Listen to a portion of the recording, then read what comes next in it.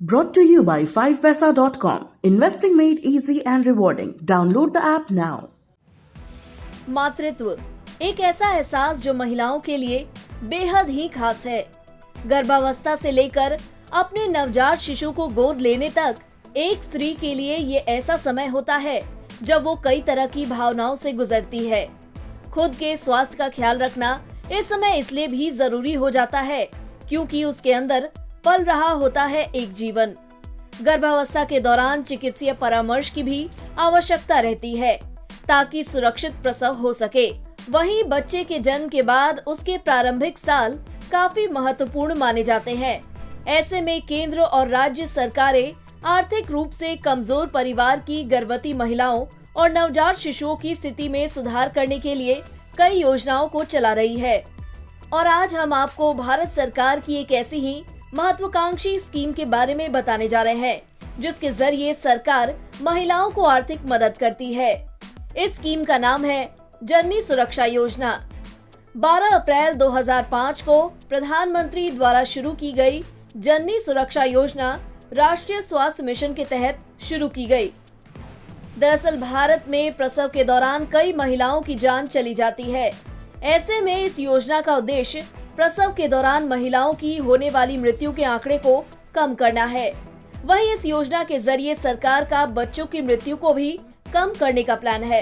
इससे महिलाएं अस्पताल में सुरक्षित डिलीवरी करवा सकेंगी ताकि जच्चा और बच्चा दोनों स्वस्थ और सुरक्षित रहे। योजना के तहत सरकार द्वारा प्रसव के दौरान महिलाओं को आर्थिक सहायता दी जाती है। इस योजना का लाभ केवल उन्हीं महिलाओं को दिया जा रहा है जो गरीबी रेखा से नीचे जीवन बिता रही हैं। इस स्कीम में जननी सुरक्षा योजना के तहत सरकार ने महिलाओं को 2 श्रेणियों में बांटा है, ग्रामीण और शहरी। इन दोनों कैटेगरी के आधार पर ही महिलाओं को वित्तीय सहायता दी जाती है। चलिए जान लेते हैं कैसे और कितनी सहायता मिल रही है महिलाओं को सरकार के जरिए। सबसे पहले बात करते हैं ग्रामीण क्षेत्र की महिलाओं की। जननी सुरक्षा योजना के तहत इन महिलाओं को सरकार 1400 रुपए की वित्तीय सहायता देती है। वहीं आशा सहयोगी को संस्थागत प्रसव के प्रोत्साहन के लिए सरकार की ओर से 300 रुपए दी जाती है। इसके अलावा उन्हें प्रसव के बाद सेवा देने के लिए भी 300 रुपए दिए जाते हैं।